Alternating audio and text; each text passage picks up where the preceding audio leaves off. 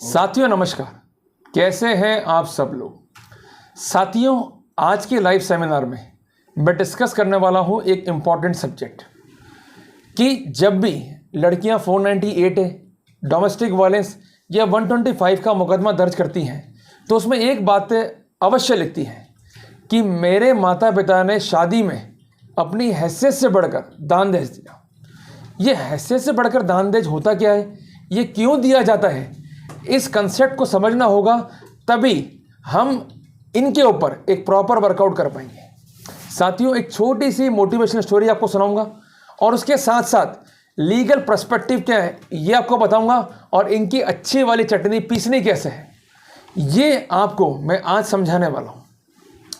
साथियों, जब भी केस होगा तो ये क्या लिखेंगे कि हमने शादी में बढ़ चढ़कर दान दहेज दिया और एक लंबी लिस्ट साथ में लगा दी जाएगी जिसमें सोना, चांदी, जेवरात, नगदी एक्सेट्रा एक्सेट्रा शादी में दिया गया।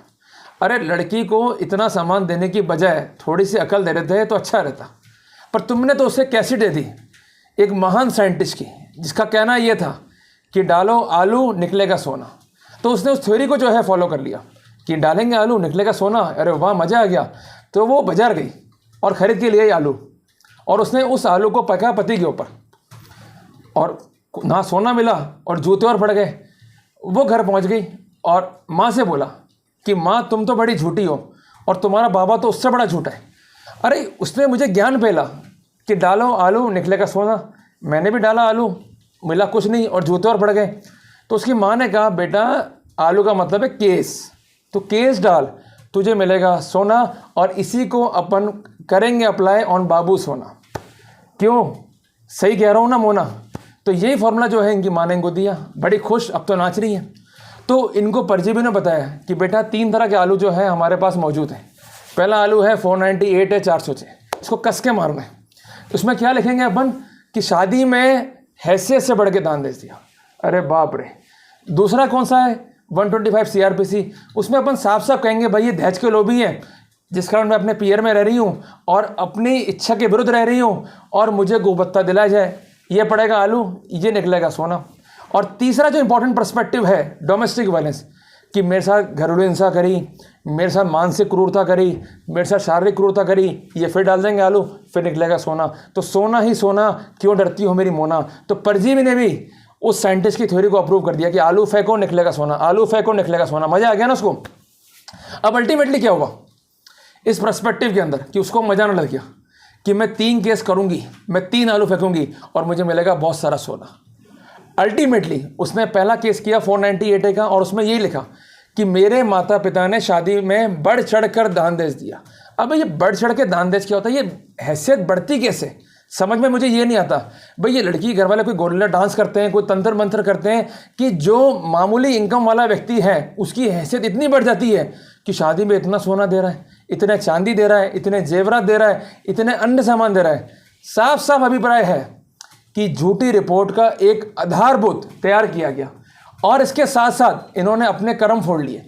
कहते हैं कि जिस डाल पे बैठते हैं उसे नहीं काटना चाहिए, इन्होंने तो पूरा पेड़ ही काट दिया, क्योंकि इनका लिखा वो शब्द इन पर कितना भारी पड़ने वाला है ये आप आज समझने वाले हैं। कि जैसे ही लिखा जाएगा कि शादी में हैसियत से बढ़ के दान दहेज दिया गया, तो जिसका अभिप्राय ये है कि हैसियत थी नहीं पर हैसियत को बढ़ाया गया, हैसियत को इनहेंस किया गया, हैसियत को बूस्टअप किया गया। तो ये कैसे किया, क्या आपने किसी से लोन लिया या पड़ोसी से लोन लिया या अपने भाई से लोन लिया या आपके पास कोई ऐसा सोर्स था जिसको आपने यूटिलाइज किया। अगर आप कोई लोन ले रहे हैं या कोई अमाउंट किसी से ले रहे हैं, या तो उसको शो करना पड़ेगा इनकम टैक्स रिटर्न में, या फिर आपको शो करना था इनकम टैक्स रिटर्न में जो आपने शो नहीं करा, जिसका अभिप्राय कि ब्लैक मनी को आप जो है लॉन्डर कर रहे हैं। यहाँ पर साथियों 2 कानून काफ़ी इंपॉर्टेंट है जो हमारी हेल्प कर सकते हैं। पहला है 69A इनकम टैक्स एक्ट और दूसरा है section 3 prevention of money laundering act.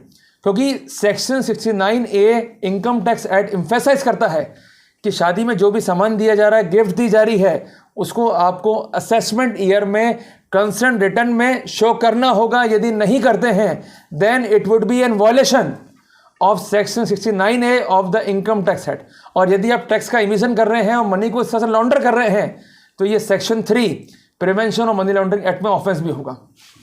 अब साथियों अक्ल थी जितनी उतना काम कर लिया, लिस्ट बना ली, अब जो बाकी का कार्यक्रम था वो हमें करना है। सबसे पहले अगर ऐसी स्थिति पैदा होती है तो घबराने का नहीं है, रिपोर्ट लिखी, उसकी आप कॉपी लो और उसमें वो वाला हिस्सा जो है मार्क कर लो कि हैसियत से बढ़कर जो है दान दहेज दिया गया।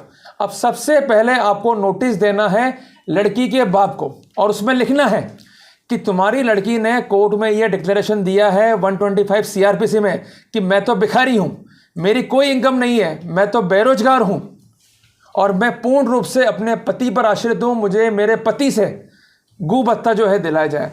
तो जिसका अभिप्राय यह है कि लड़की कमाती नहीं है, ये पूर्ण रूप से बेरोजगार है, तो जिसका इंडिकेटिव क्या है कि तुम दोनों कमाते हो, ये तुम में से कोई एक कमाता है और तुमने ही इस सोर्स को जर्मिनेट करते हुए दान दहेज दिया है या हैसियत से बढ़कर दान दहेज दिया है। दोनों बातें जो है हाईलाइट कर दो। पहली बात तो ये। दूसरी इंपॉर्टेंट बात, उसकी सोर्सेस पर, जो जेन्युइन सोर्सेस हैं उस पर हिट करो कि तुम्हारी वास्तविक आय तो 5,000 रुपये, 7,000 रुपये, 10,000 रुपये या 15,000 रुपये है। इतना बड़ा अमाउंट 50 लाख 1 करोड़ तुम लोग लाए कहाँ से? अगर वो सोर्स को आइडेंटिफाई नहीं करा पा रहा है तो जिसका अभिप्राय ये है कि इसने किसी और का पैसा इस इंडस्ट्री में इन्वेस्ट कर दिया, मनी को लॉन्डर किया, सोर्स को छुपाया। तो जिससे पैसा लाना बताएगा उसके पीछे पड़ जाओ, और नहीं बता पाते हैं तो वापस से टारगेट करो, नोटिस पर नोटिस दो। अगर नोटिस का रिप्लाई ये नहीं कर पाते हैं तो सुप्रीम कोर्ट बहुत ही क्लियर है, 2010 criminal law reporter page 444, failure to give reply to notice amounts to an admission. तो एक फैक्ट हमने एडमिट करा दिया कि हम जो बात कह रहे हैं वो बिल्कुल सही है, तुमने टैक्स का एविजन करा है, तुमने मनी लॉन्डर किया है। क्योंकि अगर तुमसे हैसियत बढ़वाकर दान दहेज मांगा गया और तुम दे रहे हो तो वहां पर तुम्हारे पास एक ऑप्शन था कि तुम डावरी प्रोहिबिशन एक्ट में एक्शन लेते, और जैसे ही एक्शन लेते तुरंत पुलिस मौके पर आती, सिंपैथी जो है जताती और पीछे से मोमबत्ती गैंग वाले बैठते, अरे भाई लड़की को तंग कर रहे हैं जी, परेशान कर रहे हैं जी, डावरी की मांग कर रहे हैं जी, तुरंत लड़के पर कार्रवाई होती। अब तुम्हारी लड़की अगर बाद में जाकर इतना परपंच कर रही है कि 498 हो गया जी, डोमेस्टिक वायलेंस हो गया जी, 125 हो गया जी, तो ये इटसेल्फ इंडिकेटिंग है कि ब्लैक मनी को अवॉइड करने का जो है कोशिश किया जा रहा है और इसके साथ साथ लड़के वालों को हैरेसमेंट करने का पूरा प्रयास किया जा रहा है। क्योंकि मैंने अजमेर में 2-3 केस ऐसे देखे जहां लड़की वालों ने पूरा का पूरा जो इनका ब्लैक मनी था वो शादी में इन्वेस्ट किया, और जब तलाक की नौबत आई तो लाओ जी 5 करोड़, लाओ 10 करोड़ रुपए। तो लड़के वाले बोले हम पैसा क्यों दें भाई, हमने शादी में इतना खर्च कर दिया, देने पड़ेंगे आपको। तो इंडिकेटिव क्या था कि हमने जो भी इन्वेस्टमेंट कर दिया अब हम उसको वाइट में कन्वर्ट करना चाहते हैं। तो वहाँ पर लगातार ये लोग लड़े, सबक सिखाया और अल्टीमेटली लड़की वाले घुटने टेक गए। साथियों, कुल मिला के मैं आपको एक बात समझाना चाहता हूँ कि अगर हम घबरा जाएंगे, हम लड़ेंगे नहीं, तो ये हमारा फ़ायदा उठाएंगे और निश्चित तौर पे हमें हैरेस करेंगे। और इसके विपरीत यदि हमने लीगल लड़ाई के अंदर कुछ ऐसे पैतरे अपना लिए जिसके जरिए हमने इनको स्पष्ट कर दिया कि यदि तुम हमें टारगेट कर रहे हो तो इसका बुरा परिणाम भी तुम्हें भुगतना पड़ सकता है, जैसा इस केस में था, तो निश्चित तौर पे हमें सफलता वहाँ मिलेगी।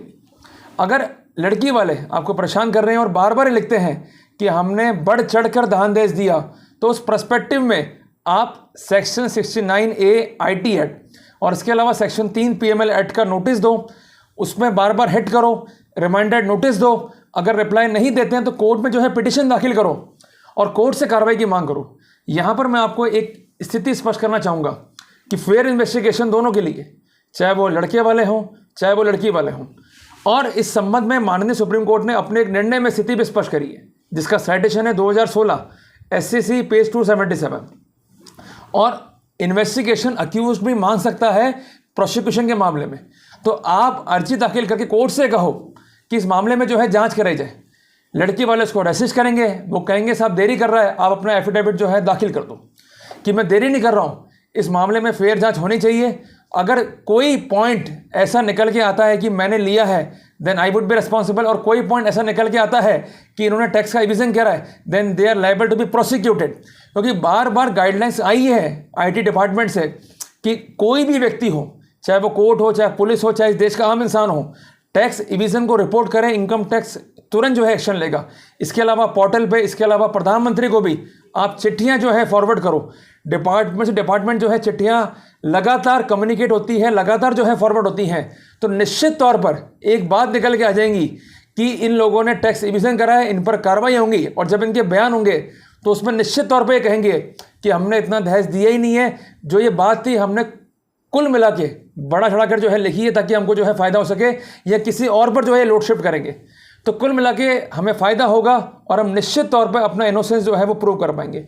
तो साथियों, घबराने का नहीं है, केवल लड़ने का है, पर लड़ने के साथ साथ हमें लीगली भी जो है क्लियर होना होगा। साथियों, का टॉपिक अच्छा लगा तो इस वीडियो को लाइक और शेयर करना। मिलते हैं एक नए सेमिनार में अगले शनिवार सही 6 बजे। टिल देन, जय हिंद, जय भारत।